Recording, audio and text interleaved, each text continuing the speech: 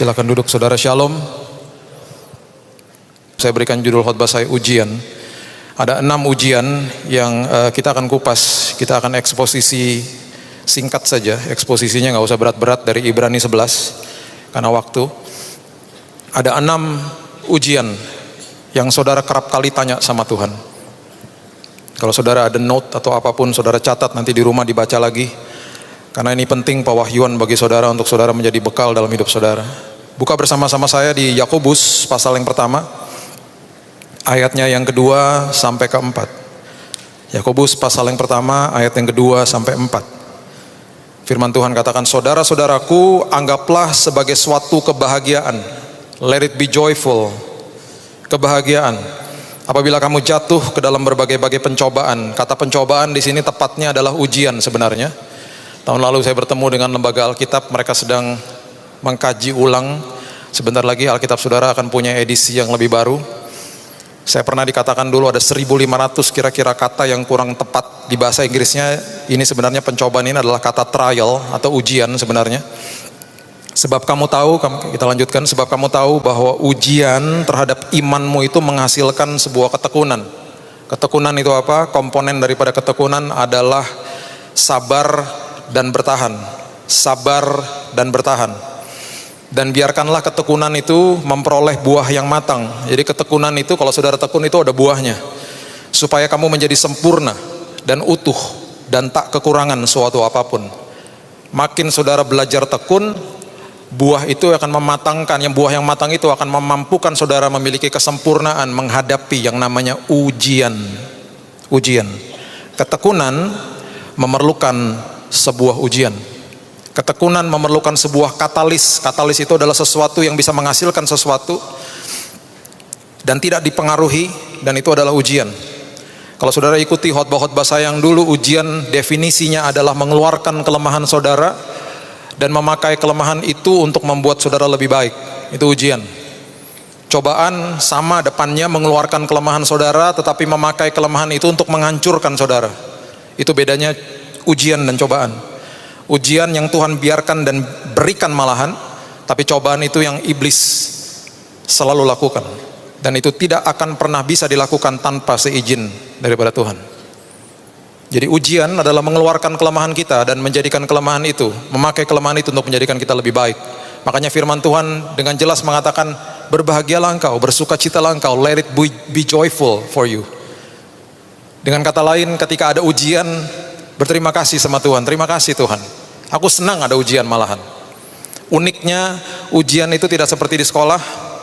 Kalau di sekolah ada jadwalnya, kita bisa siap-siap. Kalau ujian kehidupan nggak pernah ada jadwalnya. Bisa terjadi kapan saja, 1 jam, 1 bulan, 1 tahun dari sekarang. Bisa terjadi kapan aja. Oleh sebab itu kita harus siap setiap hari. Siap setiap hari. Paulus mengatakan dengan jelas di Roma pasal yang kelima, ayat yang ketiga sampai 5. Ini sebenarnya adalah ayat yang menjelaskan arti daripada sebuah berkat yang Yesus pernah khotbahkan. Paulus menangkap pesan ini dan Paulus tuliskan dengan sangat gamblang dan hebat di ayat ini sebenarnya. Yesus pernah berkhotbah, khotbah di bukit. Kalau saudara ikuti juga khotbah saya yang dulu tentang arti berkat yang sebenarnya, itu nggak ada hubungannya sama materi. Makanya kenapa kata berkat disandingkan dengan kata derita. Berbahagialah engkau, blessed are you bahasa Inggrisnya, ketika engkau dianiaya. Kata berkat disandingkan dengan kata derita. Dengan kata lain, berbahagialah engkau ketika engkau sedang mengalami kesulitan hidup, karena ada sesuatu yang terjadi. Apa? Seringkali manusia berpikir, oh karena kesulitan saya akan hilang, aku diberkati Tuhan. Bukan. Kesulitan itu urusan aku, itu kedaulatan aku. Pastikan di dalam proses ini engkau yang berubah. Ketika engkau berubah, engkau sedang diberkati. Gak ada hubungannya sama materi. Kita kerdil rohani kalau masih mikirin itu. Dan seringkali akhirnya ini tidak menjadi sesuatu topik yang hangat untuk diperbincangkan atau dikhotbahkan sekalipun, karena ini sesuatu yang tidak terlihat. The unseen things. Damai sejahtera, sukacita, ketekunan, iman, kekudusan, hal-hal yang gak kelihatan. Padahal Tuhan katakan kejar hal-hal itu. Nilainya eternal, nilainya kekal. Yang kita kejar hal-hal yang terlihat toh. Untuk apa? Untuk diperlihatkan kepada orang lain. Dan justru hal-hal seperti ini yang sangat populer dihotbahkan. Dan bukan itu maksudnya. Akhirnya apa? Ujung-ujungnya apa? Kecewa. Kita mengukur Tuhan. Kita mengukur Tuhan dengan materi. Kita mengukur Tuhan dengan status, dengan identitas. Dan tanpa kita ketahui, hal-hal seperti itu menjadi Tuhan kita. Kita sebut diri kita orang Kristen. Gampang kok. Kalau saudara mau cek dan recheck siapa Tuhan saudara, cek dan recheck besok pagi ketika saudara bangun pagi. Pada bingung ya. Besok kalau bangun pagi kan, melek. Ini Tuhan saudara. Pernah nggak saudara bangun pagi dan saudara abaikan, dan malahan ini saudara taruh jauh-jauh. Saudara katakan, terima kasih Tuhan buat nafas kehidupan. Terima kasih di atasku masih ada langit rumah ini. Ada internet rumah ini. Ada atap di atasku. Terima kasih nanti siang aku masih bisa makan. Terima kasih keluargaku tersenyum hari ini. Itu cukup bagiku Tuhan. Terima kasih Tuhan, aku masih punya kerjaan hari ini. Terima kasih Tuhan, aku punya makanan nanti malam. Terima kasih Tuhan, buat tidur nyenyak tadi malam, walaupun gak enak-enak sedikit tadi bantalnya. Terima kasih Tuhan buat hal seperti itu. Yang ada apa? Kita cari handphone. Ya ampun, posting udah 3 bulan, yang like masih 2. Hal-hal yang gak penting kita cari. Hal-hal yang seperti itu yang terlihat yang kita cari. Hati-hati dengan hal seperti itu. Karena apa? Kesulitan hidup nantinya akan diperhadapkan dengan Tuhan kita. Karena kita adalah manusia yang tak berdaya. Jadi semua kesulitan hidup akan dibenturkan dengan Tuhan kita. Pertanyaannya, siapa Tuhan kita? Kalau Tuhan kita identitas, saya nggak heran ketika pendeta masuk ke dalam rumah sakit, saking malunya masuk ke rumah sakit, identitasnya dirahasiakan. Minder, pendeta kan nggak boleh masuk ke rumah sakit. Jadi akhirnya apa? Identitas jadi dewanya, jadi Tuhannya. Ketika harta menjadi Tuhan kita, apapun masalah kita akan benturkan dengan harta. Kita pikir harta menjadi solusinya. Tidak akan pernah terjadi. Tapi ketika Tuhan menjadi Tuhan atas hidup saudara, apapun masalah saudara, saudara tinggal tidur nyenyak malam hari. Kau akan bicara dengan apapun yang terjadi. Saya bicara sama kanker saya, nanti malam kau bicara sama papaku. Ayahku adalah ayah yang tak terbatas, aku mau tidur nyenyak. Dari hari pertama sampai terakhir, saya tidak pernah nggak tidur, selalu tidur. Karena apa? Karena tahu siapa Tuhan saya. Hati-hati dengan hal-hal yang terjadi di sekitar kita. Makanya Yesus dengan sangat gamblang, dengan luar biasa, kemudian diteruskan oleh Paulus, dia katakan, berbahagialah engkau ketika engkau sedang dianiaya, karena harus kau pastikan bahwa engkau yang berubah. That is the meaning of blessing. Artinya makarios, berbahagia aku. Nah, Paulus akhirnya menangkap hal ini dan kemudian ditulis seperti ini. Roma pasal yang kelima ayat yang ketiga mengatakan begini. Dan bukan hanya itu saja, kita malah bermegah juga dalam kesengsaraan kita. Karena kita tahu bahwa kesengsaraan itu menimbulkan ketekunan. Kesengsaraan adalah faktor eksternal. Kesengsaraan, ujian adalah faktor eksternal. Saudara dan saya nggak bisa kontrol.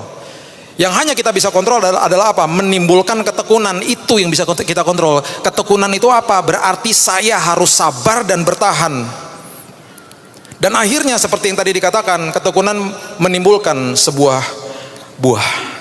Dan ketekunan menimbulkan yang namanya tahan uji. Bahasa Inggrisnya karakter. Karakter itu adalah buah dari ketekunan. Kalau mau punya karakter seperti Kristus, bertahan, sabar, tekun di dalam ujian, nanti buahnya tahan uji, buahnya karakter. Alkitab The Message mengatakan dengan sangat hebat, the steel of virtue, nilainya baja.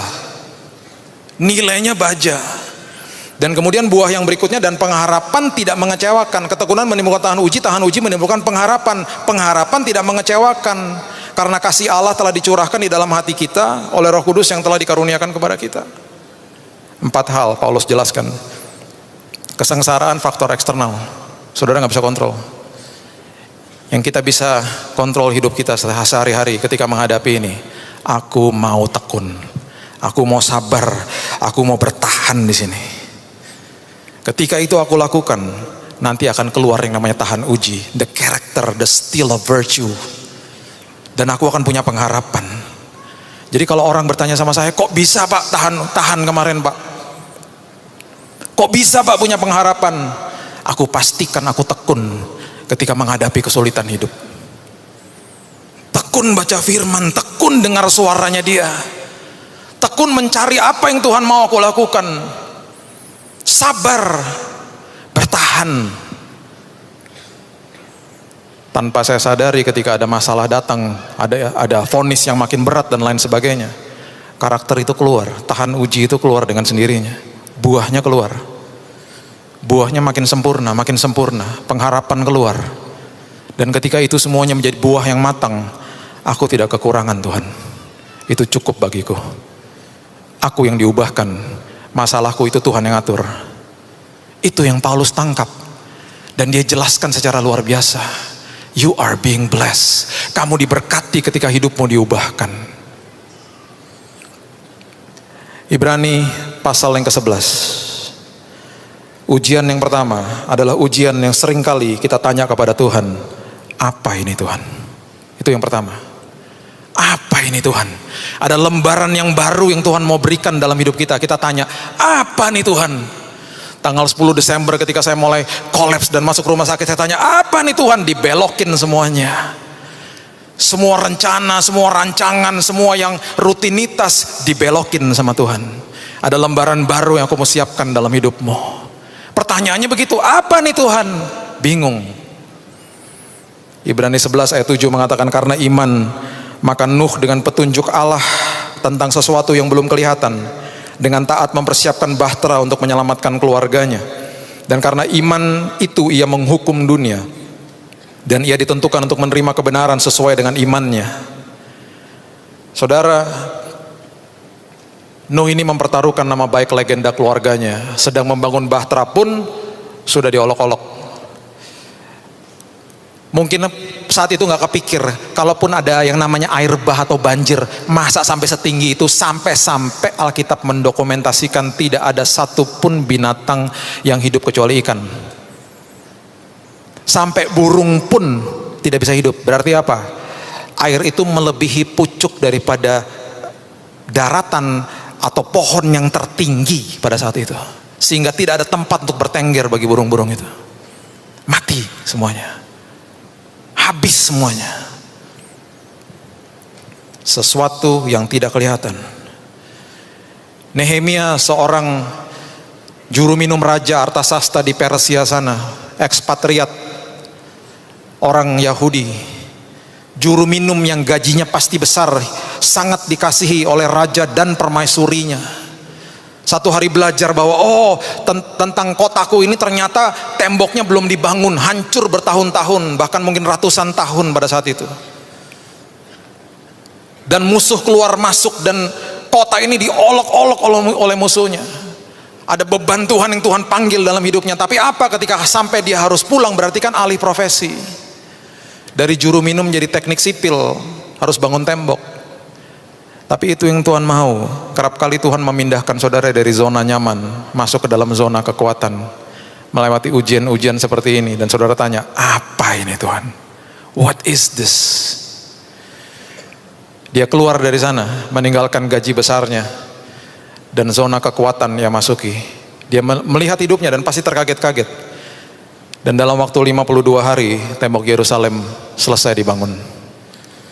Pasti terkaget-kaget. Membangun, menggalang tim yang luar biasa, sampai ketika pembangunan itu terjadi pun sedang dilakukan, musuh tidak bisa masuk. Karena apa? Ada tim yang jaga sambil membangun, sampai pegang senjata dan lain sebagainya. Itu semuanya arahan daripada Nehemia, sang juru minum. Juru minum. Pertanyaan saya kepada Tuhan, apalagi Tuhan yang Tuhan mau aku lakukan? Stop dari yayasanmu, full time mengajar. Oke Tuhan, 19 tahun saya di yayasan saya dan saya harus resign. Saya bilang sama keluarga saya bilang selesai. Ini waktunya sudah selesai. Saya tetap akan ke sana. Tapi saya tidak bisa lagi tiap hari ke situ. Lembaran baru. Lembaran baru. Dan seringkali dalam pertanyaan-pertanyaan seperti ini, kita minta penjelasan daripada Tuhan. Di dalam tes ini, yang saudara butuhkan bukan penjelasan Tuhan, tapi penyertaan daripada Tuhan. Seringkali saudara minta penjelasan, Tuhan gak pernah kasih. Penyertaan Tuhan yang saudara butuhkan. Iman adalah berhadapan dengan masa depan tanpa tahu apa-apa. Tes yang kedua yang sering kali kita bertanya kepada Tuhan adalah, mau kemana Tuhan? Mau kemana Tuhan? Where are we going? Kemana Tuhan? Mau dibawa kemana nih pelayanan saya? Mau dibawa kemana nih Tuhan bisnis saya? Mau dibawa kemana nih hidup saya? Ibrani pasal yang ke-11 ayat 8 mengatakan begini, karena iman Abraham taat ketika ia dipanggil untuk berangkat ke negeri yang akan diterimanya menjadi milik pusakanya. Lalu ia berangkat dengan tidak mengetahui tempat yang ia tujui. Menarik. Tuhan memberikan arah, tapi tujuannya Tuhan tidak kasih tahu. Tuhan memberikan arah, tujuannya Tuhan tidak kasih tahu. Dari kota Ur di sekitar Mesopotamia, Irak, Iran sana, di umur ke-75 tahun dia harus packing semua barang-barangnya. Dan ini adalah orang kaya yang punya ajudan banyak, ternak banyak, hartanya juga banyak. Jadi secara logistik pun orang ini untuk pindah ini tidak gampang. Dan berjalan dengan betul-betul iman ini nggak gampang. Dan apalagi ketika ditanya sama semua orang yang ada di sekitarnya, dan pasti banyak orang beserta dengan dia, mau kemana Pak? Arahnya sih ke sana, saya nggak tahu mau kemana. Saudara, akan banyak pintu yang tertutup bagi saudara dalam perjalanan hidup ini. Dan ketika banyak pintu tertutup, berterima kasihlah kepada Tuhan, karena itulah sekolah kehidupan. Akan lebih banyak pintu yang tertutup daripada pintu yang terbuka, karena Tuhan mau saudara belajar. Nanti ada pintu tertutup karena saudara dikecewakan sama orang. Ada pintu tertutup karena saudara ditipu sama orang. Ada pintu tertutup karena saudara dikecewakan sama orang terdekat saudara. Ada pintu-pintu yang tertutup, kesempatan-kesempatan yang tertutup, karena Tuhan tahu di balik itu semuanya ada bahaya bagi saudara. Tapi kenapa Tuhan biarkan sampai saudara mentok di pintu itu? Karena Tuhan mau saudara belajar. Belajar ngampuni, belajar menangani kekecewaan, belajar untuk betul-betul tidak punya kepahitan dalam hidup ini. Belajar dan belajar dan belajar, dan nanti ketika saudara siap setelah pembelajaran itu, ada 1-2 pintu yang terbuka, dan itu breakthrough, dan itu terobosan. Dan ketika saudara buka, saudara melihat hal-hal yang saudara tidak pernah pikirkan sebelumnya. Kok bisa Tuhan saya dapat ini? Tapi di saat itu saudara sudah siap. Karena apa? Tekun. Di semua perjalanan saudara tekun, bertahan, sabar. Karakternya dibentuk, tahan ujinya dibentuk, pengharapannya dibentuk sama Tuhan. Di saat itu nanti pintu-pintu baru dibukakan sama Tuhan. Cuman perlu 1 pintu kok bagi Tuhan untuk membukakan, untuk saudara menikmati perkara yang besar dalam hidup ini. Tapi jangan kaget kalau banyak pintu yang tertutup. It's okay. Itulah Tuhan kita. Dia mau kita belajar. Dibutuhkan arah. Dan oleh sebab itu makanya kapal itu bisa diarahkan dengan setirnya kalau kapal itu bergerak. Baru bisa dibuat ke kanan atau ke kiri. Kalau enggak ya diam aja. Setirnya kita belok-belokin, kapalnya diam aja, statis. Tapi ketika kapal itu mulai bergerak, diarahkan ke kanan ke kiri, dia akan ikut. Bergeraklah bersama-sama dengan Tuhan. Makanya Tuhan kasih tahu, itu arahnya ke sana, udah jalan aja. Di dalam tes seperti ini, yang dibutuhkan bukan penjelasan Tuhan, tapi pimpinan Tuhan. Pimpinan Tuhan. Iman adalah mengikuti pimpinan Tuhan tanpa tahu mau kemana.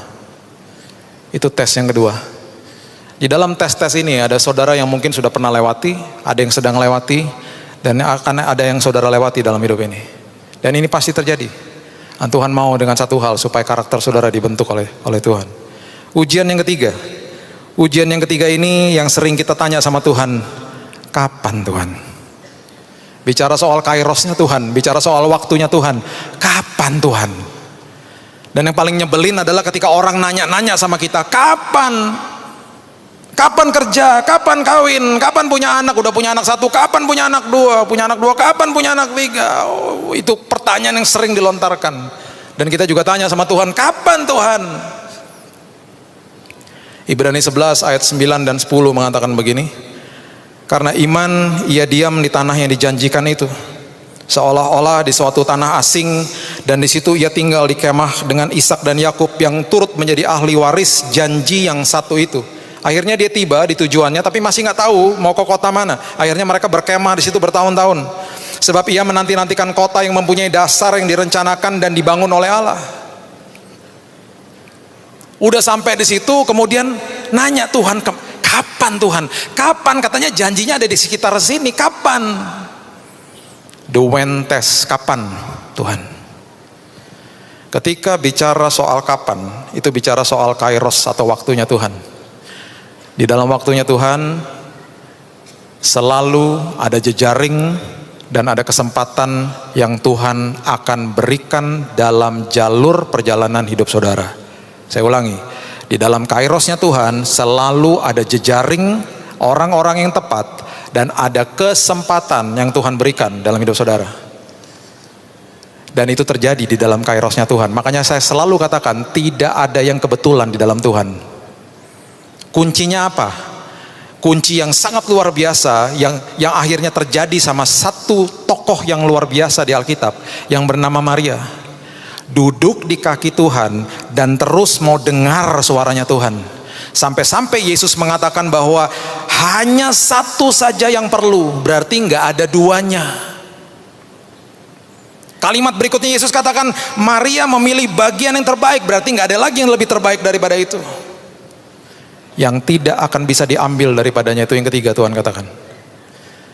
Hanya satu saja yang perlu, tidak ada yang lebih baik daripada ini, dan ini tidak bisa diambil daripadanya. Apa? Duduk di kakiku dan dengar instruksiku. Akhirnya apa yang terjadi? Maria adalah satu-satunya wanita Yahudi yang memiliki kesempatan untuk melumuri tubuh Yesus dengan rempah-rempah. Makanya waktu Yesus katakan biarkan dia melumuri kakiku dengan minyak narwastu ini untuk mengingat hari penguburanku, Maria pasti nggak sadar dan dia pasti bingung. Orang-orang di sekitarnya dengarnya juga pasti maksudnya apa itu. Rupanya beberapa hari setelah itu Yesus naik ke kayu salib, mati di kayu salib, dan minyak narwastu yang dilumuri oleh Maria itu ada di kaki Yesus, dan itu satu-satunya wangi-wangian yang ada di tubuh Yesus sampai dia dikuburkan. Dan kalau saudara ingat, ada wanita-wanita yang cepat-cepat datang ke kubur Yesus, mau melumuri tubuh Yesus dengan rempah-rempah, dan tidak menemukan jenazahnya di sana karena Yesus sudah bangkit. Alkitab hanya mendokumentasikan mereka, tapi pasti banyak wanita-wanita yang lain yang mau datang ke sana dan melumuri tubuh Yesus dengan rempah-rempah dan wangi-wangian. Ada yang dapat kesempatan? Tidak ada, kecuali Maria. Orang yang duduk di kaki Tuhan akan menerima kairosnya Tuhan, akan menerima waktunya Tuhan. Makanya waktu melewati semua proses saya bilang, Tuhan, aku cuma mau dengar suaramu. Terima kasih buat vonisnya dokter, karena itu ekspertisnya mereka, itu keahlian mereka. Terima kasih, tapi aku mau dengar suaramu. Karena bagi aku itu kebenaran yang mutlak bagi hidupku. Itu menjadi bekal bagi aku ya Tuhan. Itu menjadi kekuatan bagi aku ya Tuhan. Dan itu yang memampukan aku untuk berjalan dan akhirnya bisa sampai di dalam level yang tahan uji dan punya pengharapan di dalam Tuhan. Dan akhirnya apa? Kesempatan orang-orang yang tepat Tuhan pertemukan. Ingat itu saudara, di dalam kairosnya Tuhan, orang-orang yang tepat dipertemukan dalam hidup saudara. Kesempatan yang tepat dipertemukan dalam hidup saudara. Di dalam ujian ini, yang dibutuhkan bukan penjelasan daripada Tuhan, tapi keintiman bersama-sama dengan Tuhan. Iman adalah menunggu waktu Tuhan tanpa tahu kapan.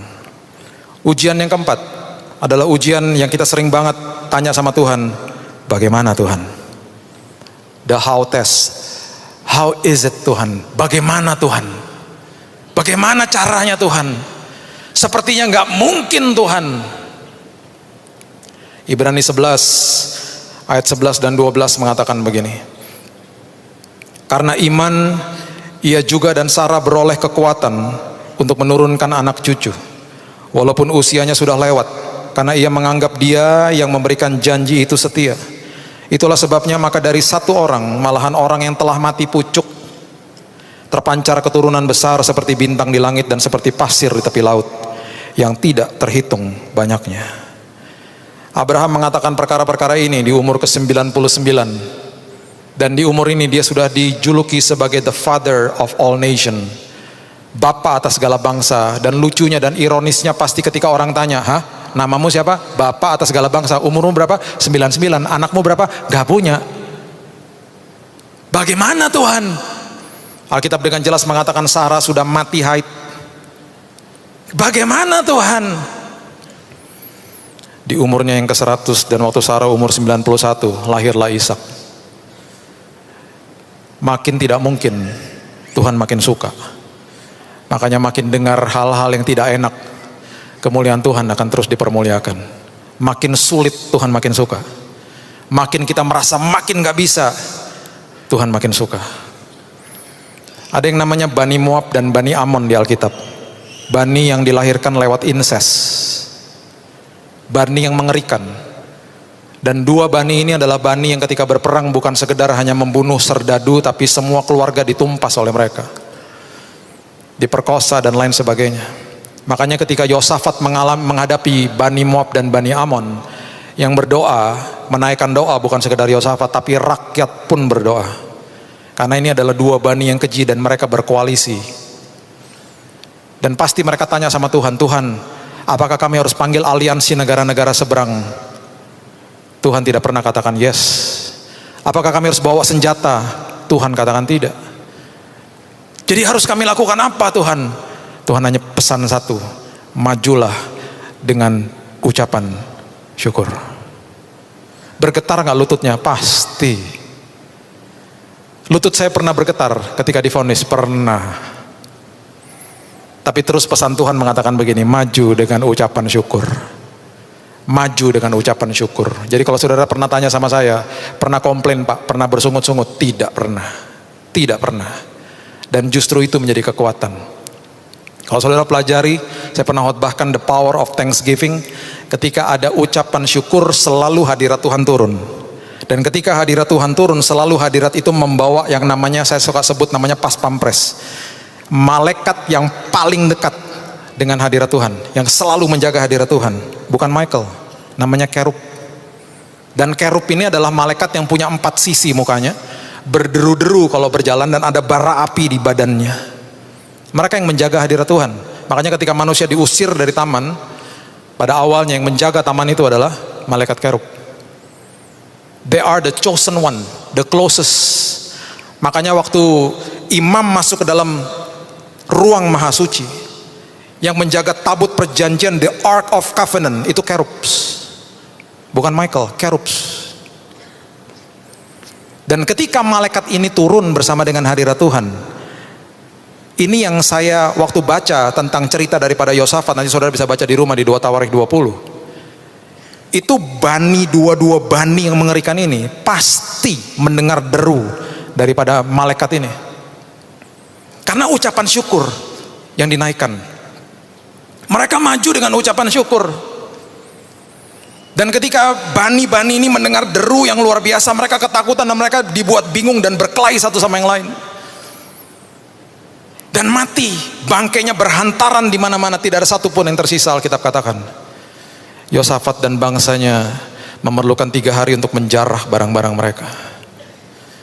Kabar baik bagi saudara, hadapi ujian kesulitan hidup ini dengan ucapan syukur.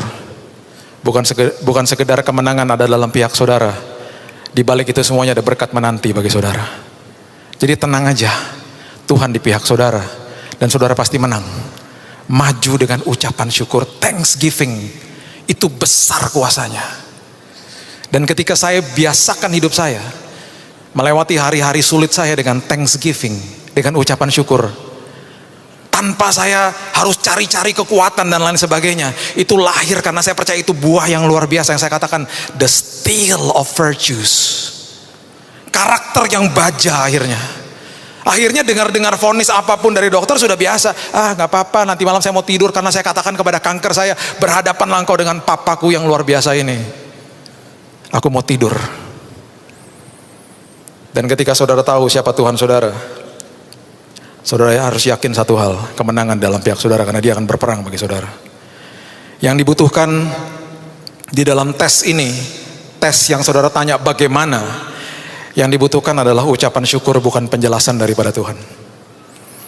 Iman adalah menunggu mujizat tanpa mengetahui bagaimana.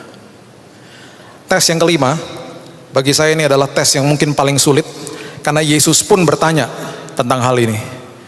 Tes yang berikutnya adalah tes yang sering kali kita tanya kepada Tuhan. Kenapa Tuhan? Kenapa Tuhan? Why?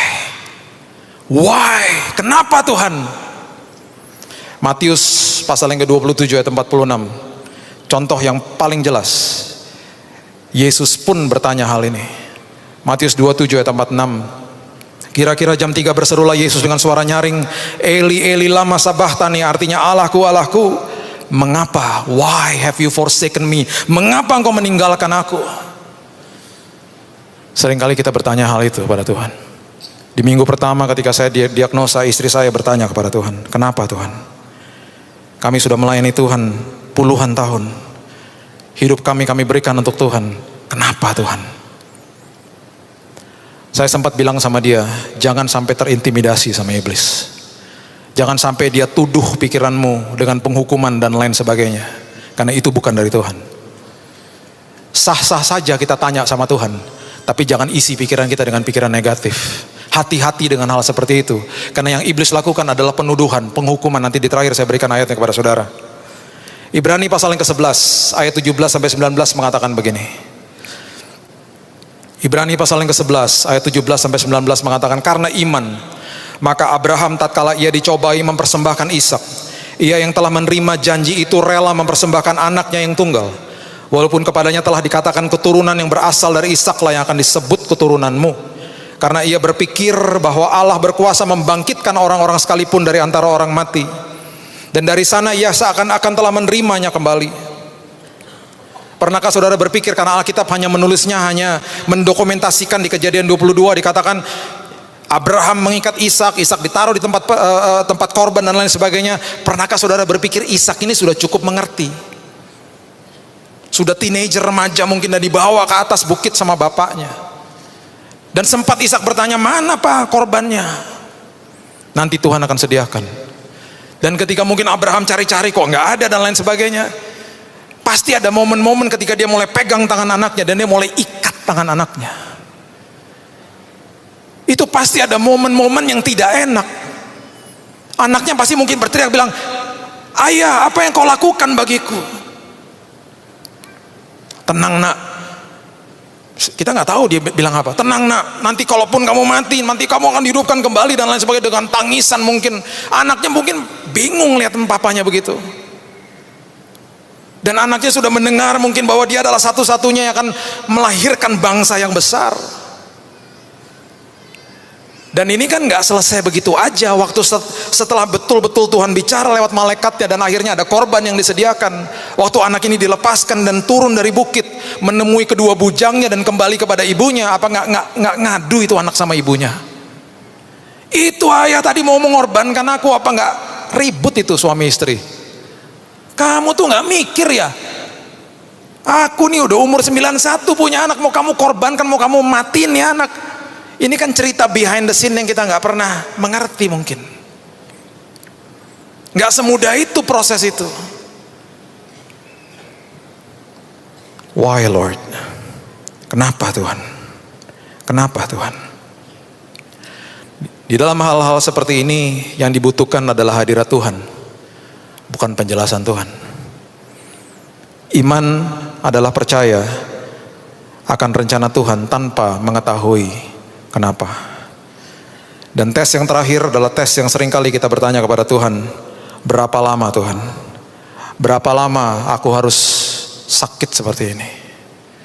Berapa lama Tuhan aku harus mengalami ini? Berapa lama aku harus tinggal di dalam pernikahan ini Tuhan? Capek Tuhan.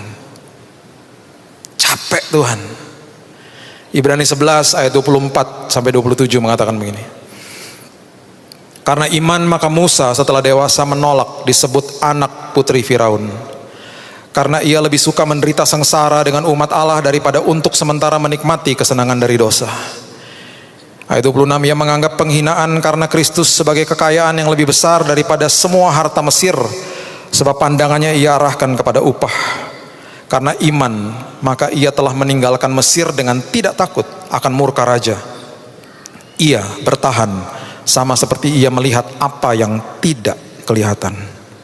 Apa yang tidak kelihatan.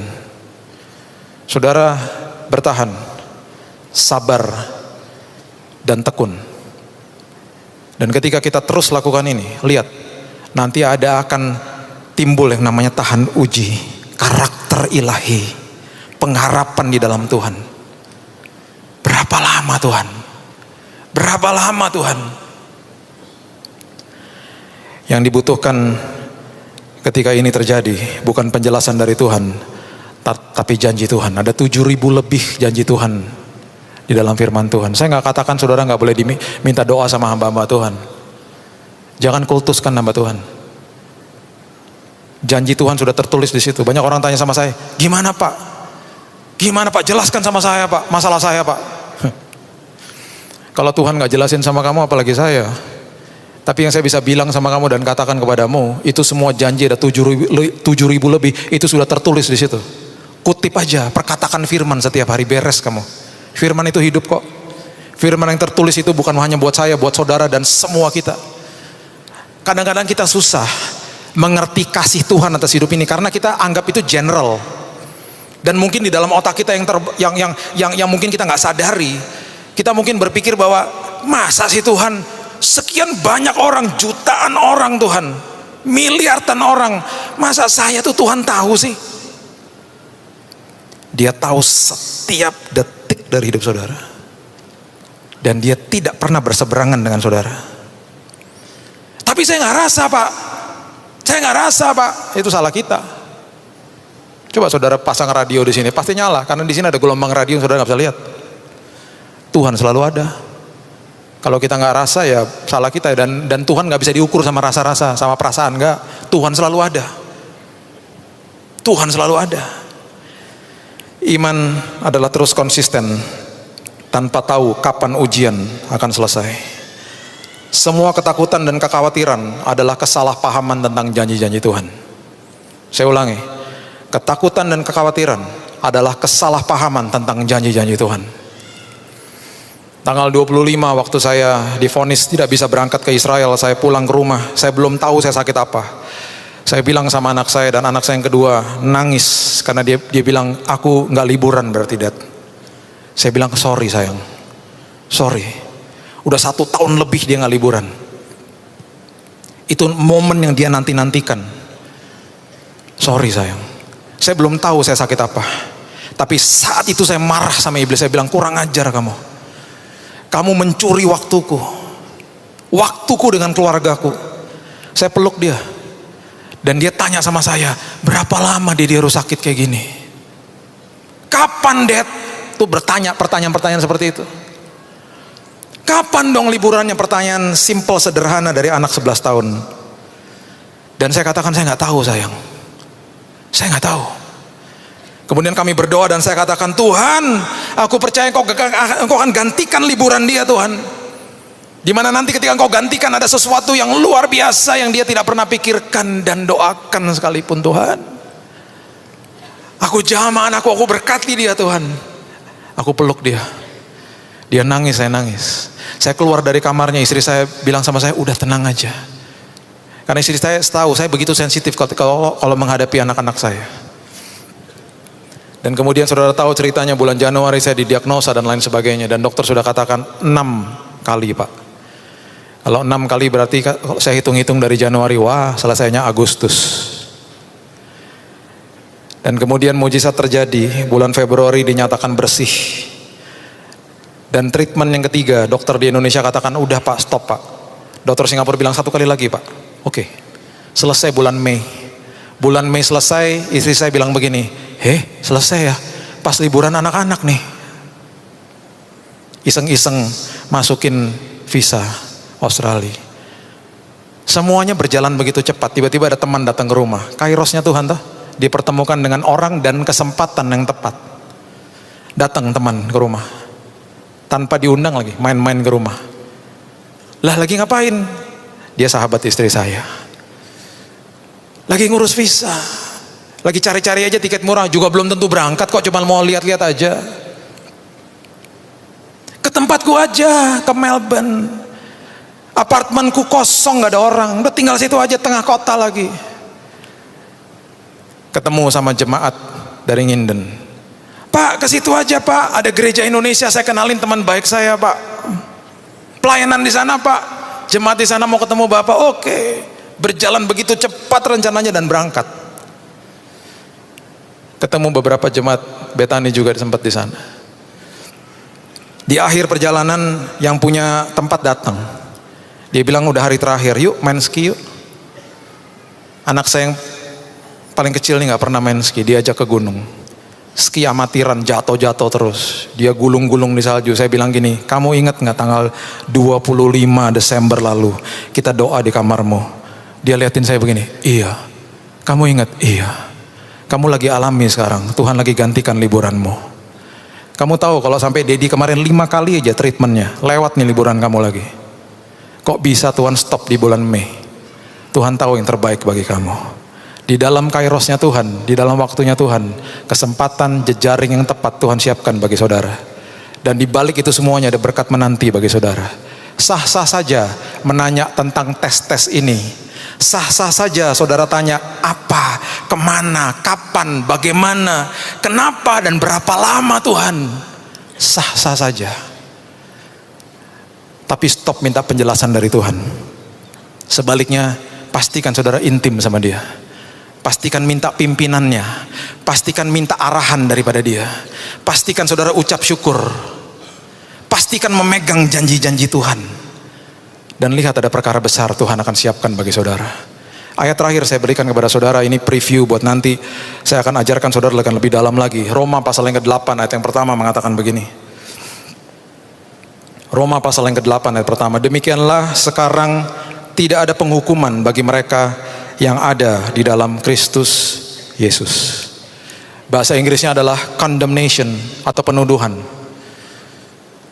Stres itu adalah level yang paling akut. Akarnya itu adalah penghukuman atau yang saya sebut penuduhan, dituduh sama iblis. Dan dia tuduh saudara atas apapun dosa yang pernah saudara lakukan, dan dia mulai katakan kepada saudara, saudara tidak layak, saudara tidak akan sembuh, saudara akan terus mengalami hal seperti ini, engkau akan mandek seperti begini, engkau tidak layak dan lain sebagainya. Itu penuduhan yang dia berikan dan lontarkan di dalam pikiran saudara. Itu initial stage, awalnya.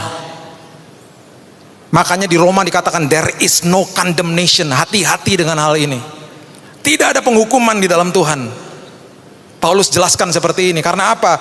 Kalau saudara percaya sama condemnation, penghukuman dan penuduhan ini, mulai naik level yang berikutnya adalah apa? Khawatir, anxiety.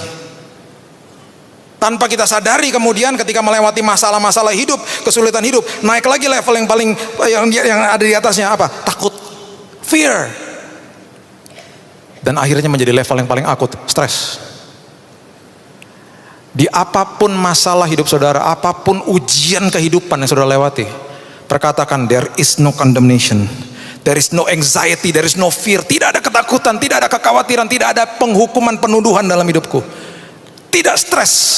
Aku perkatakan damai sejahtera Tuhan. Aku perkatakan sukacita melebihi akal budi yang melingkupi pikiran dan hidupku. Perkatakan itu dalam hidup saudara. Tuhan tidak pernah berseberangan dengan saudara. Tuhan tidak memberikan penyakit. Tuhan tidak menghukum saudara. Karena apa? It is finished, sudah selesai. Kasih karunia cukup bagi saudara. Sudah selesai. Saudara pergi ke ilmu psikolog atau psikiatris yang paling hebat pun, dasarnya apa? Paling akar-akarnya nggak pernah disebut condemnation. Hanya Alkitab yang menjelaskan itu. Ilmu psikolog ujungnya dasarnya menjelaskan hanya apa? Khawatir.